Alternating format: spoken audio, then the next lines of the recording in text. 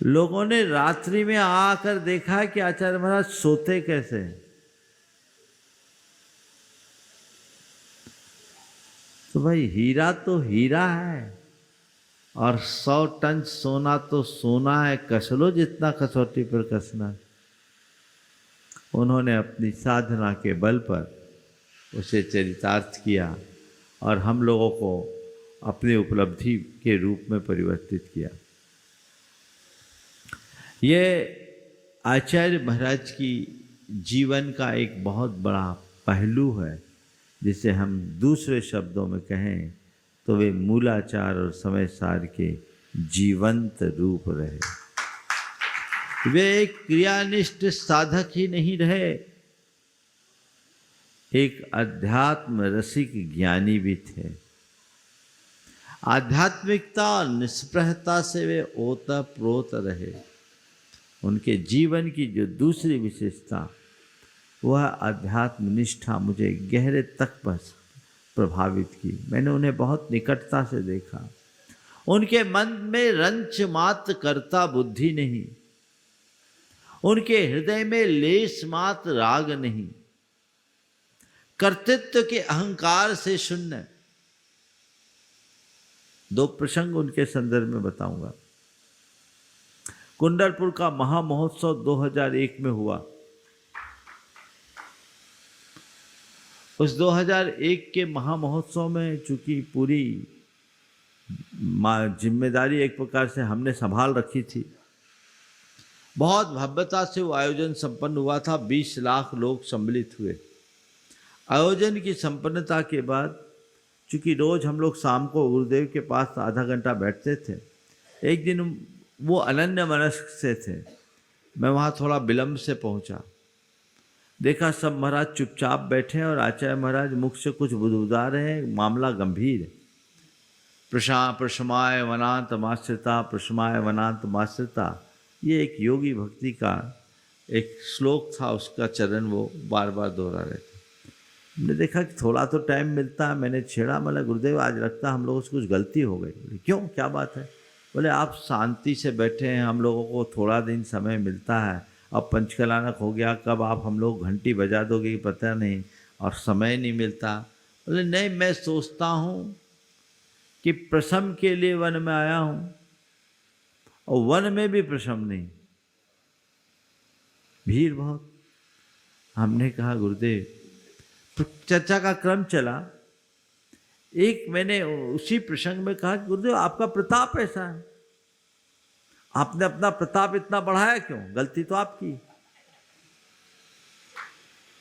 इतना प्रताप फैल गया तो जनता पागल होगी। चर्चा के क्रम में मैंने कहा गुरुदेव आपका प्रताप तो चार्य चक्रवर्ती आचार्य शांति सागर जी से भी बड़ा है। जिस संदर्भ में मैं ये बात कहना चाह रहा हूं उसे आप ध्यान देखें। क्यों? बोले उनके जीवन काल में भी कई मुनि आचार्य बन गए थे, पर आज आपका प्रताप कितना बड़ा है कि आपका संपूर्ण संघ आपके आज्ञा में बंधा है। संपूर्ण संघ आपकी आज्ञा में बंधा है। उन्होंने जो जवाब दिया वो उनके परम निष्प्रहता और अकर्तृत्व का द्योतक है। उन्होंने कहा मैं कौन होता हूं बांधने वाला? जब तक तुम लोग बात मान रहे हो बंधे हो, जिस दिन छोड़ दोगे खुले हो जाओगे। ये एक पहचान है किसी महान साधक की। क्रम में फिर चर्चा का दौर चालू हुआ तो उसी क्रम में मैंने पूछा ज्ञान सागर जी महाराज की जब समाधि हुई तब आपको कैसा लगा?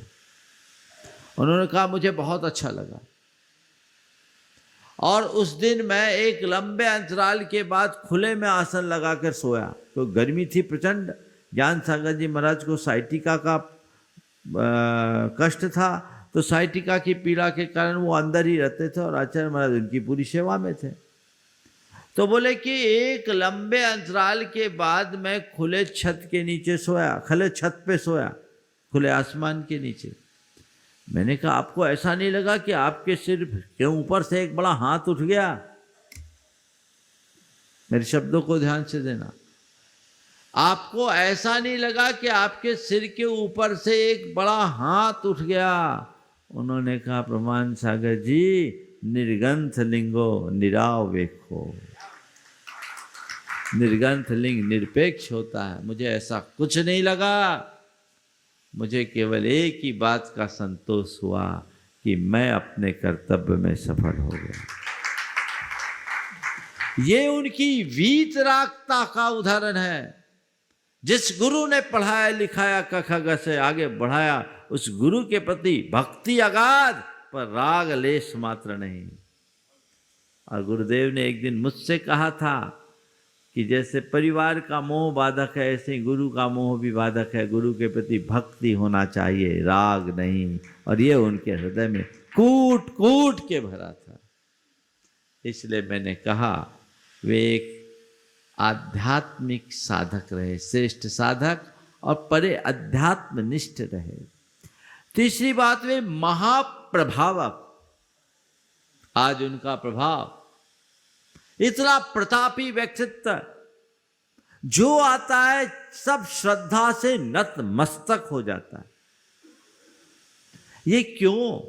ये प्रभाव किसका है? ये उनके त्याग का, ये उनके तप का, ये उनके संयम का प्रभाव है।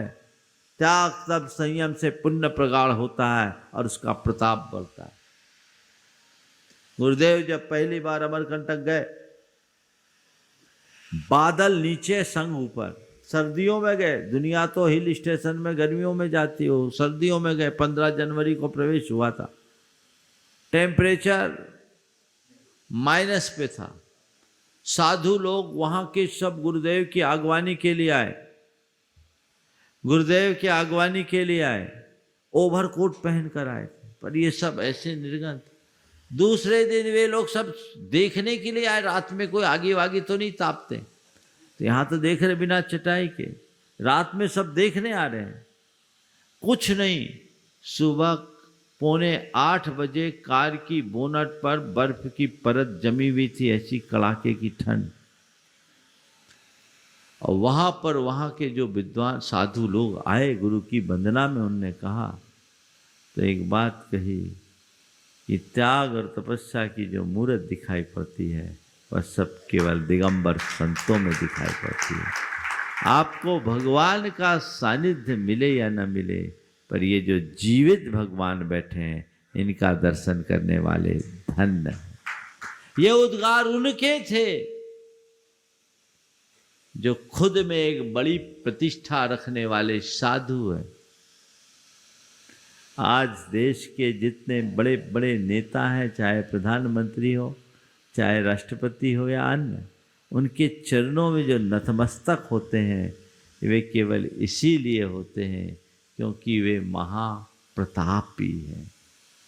उनका प्रताप है वो प्रभावना। जिन आचार्य, जिन शासनोन्नति करा की बात जो हम लोग पढ़ते और सुनते हैं, ऐसे जिन शासन के नायक आचार्य यदा कदा ही होते हैं। पूरी श्रमण परंपरा के इतिहास में यदि हम 10-20 आचार्यों का नाम लें तो उनमें आचार्य विद्यासागर का नाम उच्च स्थान पर रखा जाएगा।